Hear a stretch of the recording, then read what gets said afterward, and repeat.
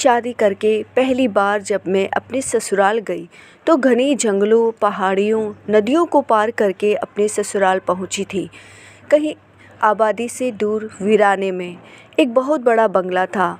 वहां जाते ही एक बूढ़ी औरत जो मेरी सास थी, स्वागत का थाल लिए खड़ी थी। उसके पीछे थी मेरी 4 सौतन जो सज धज कर खड़ी थी और साथ ही थे परिवार के कुछ सदस्य। शानदार शादी का आयोजन किया गया। फिर आई सुहागरात की बारी। मेरी चारों सौतनों मुझे एक तहखाने से बने कमरे में ले गई जो पूरी तरह फूलों की खुशबू से महक रहा था। मुझे बिस्तर पर बिठाया और चारों सौतनें मेरी चारों तरफ मुझे घेर कर बैठ गई।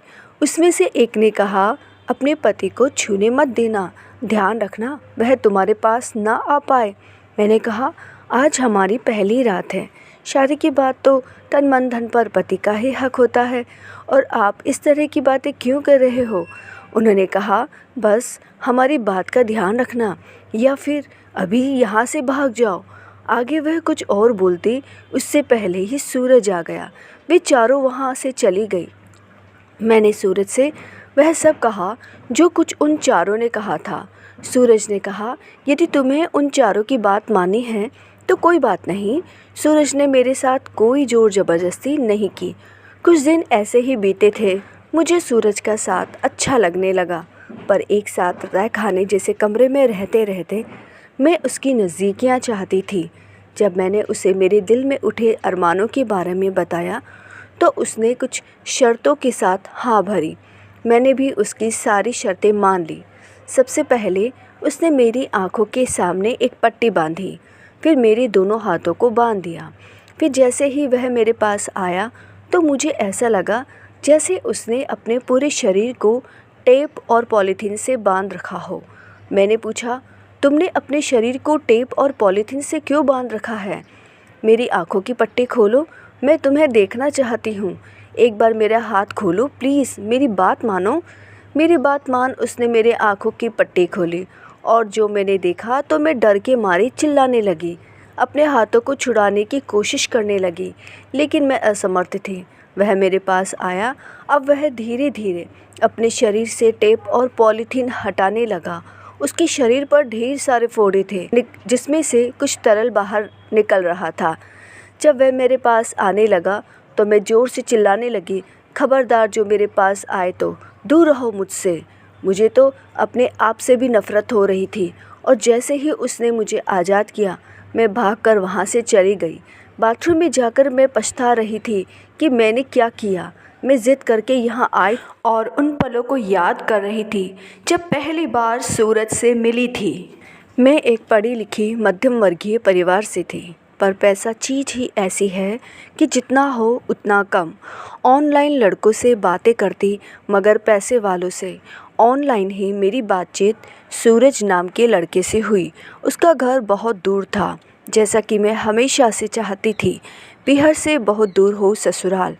मुझे सूरज और उसकी हर चीज़ पसंद आ गई थी। मैं उससे मिलना चाहती थी, पर मिलने से पहले उसने अपनी एक सच्चाई बताई। मेरा विश्वास जीतकर उसने अपनी 4 पत्नियों के बारे में बताया। 5वीं शादी इसीलिए करना चाहता था ताकि वह अपने वंश को आगे बढ़ा सके। उसकी यह बात मुझे अच्छी नहीं लगी, इसीलिए मैंने उससे बात करना ही छोड़ दिया। इस बीच मैं दूसरे लड़कों से फिर से ऑनलाइन बातचीत करने लगी, पर यह सब कुछ किसी के पास नहीं था जो सूरज के पास था। एक दिन सूरज को आजमाने के इरादे से मैंने उसे फ़ोन किया और मिलने का समय तय किया। मैं पहली बार सूरज से मिलने वाली थी। मुझे अंदाज़ा भी नहीं था कि वह मुझे इस तरह मिलेगा। एक बड़ी सी कैफ़े में जहां हमने मिलना तय किया था, बिल्कुल सुनसान था। मेरे अंदर जाते ही मेरा फेवरेट म्यूज़िक बजने लगा। उसकी सजावट, वहाँ की हर एक चीज़ जैसे उसने मेरे सपनों को पूरा कर दिया हो। बिल्कुल फ़िल्मी स्टाइल था। सूरज को आज पहली बार ऐसे देख रही थी जैसे वो ही मेरा हीरो हो। अब हम अक्सर मिलने लगे। सूरज को अपने परिवार से मिलाया। सब कुछ अच्छा होने के बावजूद भी मेरे माता पिता ने सूरज से शादी करने के लिए मना कर दिया, लेकिन मेरी ज़िद के आगे किसी की ना चली। बाथरूम में बैठ सोच रही थी कि अब किस मुँह से वापस मैं अपने घर जाऊंगी। अगली सुबह जब मैं अकेले अपने तय खाने वाले कमरे में उदास बैठी थी, तभी मेरी चारों सौतेने मेरे पास आकर कहने लगी, कहा था ना तुमने ही नहीं, हम चारों ने भी अपने माँ बाप से बगावत करके सूरज से शादी तो कर ली, पर यहाँ से जाने के सारे रास्ते बंद हो गए। किस मुँह से अब हम अपने घर जाएं। तभी हमारी सास भी आ गई। कहने लगी, तुम सभी मेरे सूरज को गलत समझ रही हो। मेरा बेटा हीरा है, तुम में से किसी को भी बांध कर नहीं रखा है। जो जाना चाहती है जाओ, पर तुम लोग मेरे बेटे को समझ ही नहीं पाई। तुम सभी मेरे बेटे की सुंदरता, कपड़े, पैसे देखकर उसके पीछे तो आए, उसके शरीर के घावों को देखकर पीछे हट गई, पर उसका दिल नहीं देख पाई।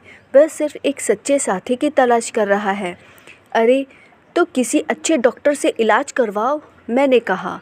सूरज की माँ ने कहा, सब करके देख लिया, पर ऐसे ही अपने बेटे को कैसे रख सकती हूँ। आज यह सच मैं तुम सभी को कह रही हूँ। अरे तुम क्या, वह खुद शादियाँ करके थक गया है, पर उसे आज तक कोई ऐसी लड़की नहीं मिली जो उसे अपना सके। हाँ, मैं मानती हूँ कि यह सारी बातें तुम्हें शादी से पहले बता देनी चाहिए थी, पर मैंने ही मना किया था उसे बताने को। सूरज एक बड़ा सूटकेस लेकर आया जिसमें तलाक के कागज़ और 5 करोड़ रुपए थे। सूरज ने कहा, मैं अब यह बोझ नहीं झेल सकता। मेरे लिए इन रुपयों की कोई कीमत नहीं है। यह सब कुछ तुम ले जा सकती हो ताकि तुम सभी अपने अपने घर जा सको। हम पांचों ने तलाक के कागज़ पर साइन किया और उन रुपयों को लूटने लगे और सभी अपने अपने घर लौट आए। यही सच कि हाथ में पैसा हो तो कोई सवाल ही नहीं करता। मुझे यह तो नहीं पता कि उन चारों ने बाद में क्या किया, पर मेरा ज़मीर मुझे कह रहा था कि सूरज के लिए मैंने क्या किया। हमने सिर्फ उसे लूटा है। हाँ, उसने अपनी सारी सच्चाई नहीं बताई, पर हमारे साथ कुछ गलत भी तो नहीं किया। मैंने सूरज को तो समझा ही नहीं था, बस उससे उम्मीद कर रही थी कि वह मुझे समझे। क्या मुझे उसे नहीं बल्कि खुद को एक मौका नहीं देना चाहिए? ऐसा विचार कर मैं फिर उसके पास जाने के लिए रवाना हुई, पर जब वहाँ जाकर देखा तो वहाँ कुछ लोगों की भीड़ थी और वे सभी बहुत ज़्यादा धनवान लग रहे थे। मैंने वहाँ खड़े किसी आदमी से पूछा, यहाँ क्या हो रहा है? तो उन्होंने जवाब दिया कि यहाँ मिस्टर राज सिंह भी रह रहे हैं अपने लिए एक जीवन साथी ढूंढने, पर शायद उन्हें वह मिली नहीं, इसीलिए वह वापस अमेरिका जा रहे हैं। मैंने कहा, यह वही अरबपति राज सिंघवी है? उन्होंने कहा, हाँ वही तो है। उस बूढ़ी औरत का शानदार हुलिया देख मैंने पूछा, वह औरत? अरे वह तो सर की माता जी है, उस आदमी ने कहा। मैंने फिर पूछा, उन्हें तो भयंकर फोड़ों वाली बीमारी भी है, उनसे कैसे कोई शादी कर सकता है? उसने कहा, अरे वह तो मेकअप आर्टिस्ट से करवाया गया था। आजकल सच्चा जीवन साथी मिलना बड़ा कठिन है। सभी को सिर्फ अच्छा चाहिए, कमियों से कोई समझौता नहीं करना चाहता। इसीलिए वह अपनी झूठी कमियां दिखाते, यह देखने के लिए कि इसके बावजूद भी कोई लड़की राज सर को स्वीकार कर सकती है या नहीं। इस बार तो नहीं मिली, पर हो सकता है अगली बार मिले, और ज़रूर मिलेगी, क्योंकि खुद राज सर बहुत अच्छे इंसान हैं। ऐसा कहकर वह आदमी राज सर के पास चला गया, क्योंकि वह राज उर्फ सूरज का पर्सनल पायलट था। राज और उसकी माँ उस प्राइवेट जेट में चले गए और मेरे पास पछताने के अलावा कुछ नहीं था। इंसान बाहरी आवरण देख आकर्षित तो होता है, जब उसके थोड़ा करीब जाता है तो कमियां नज़र आते ही उससे दूरियां बना लेता है। वह उसके दिल के करीब तो जा ही नहीं पाता। आज की भी यही सच्चाई है कि इंसान 3 परतों में बटा है। पहला वह जो कुछ दिखाता है, दूसरा वह जो कुछ छुपाता है, और तीसरा वह जो समझाना तो चाहता है उसका मन, पर जहाँ तक कुछ ही जा पाते हैं, जो इस कहानी के माध्यम से बताने की कोशिश की है। बाहर से ना ही अच्छाई ना बुराई, कोशिश करो किसी के मन को देखने की, क्योंकि सभी इतने बुरे भी नहीं। राधे राधे। यदि ये कहानी आपको अच्छी लगी है तो please like, share and subscribe my channel. Thank you.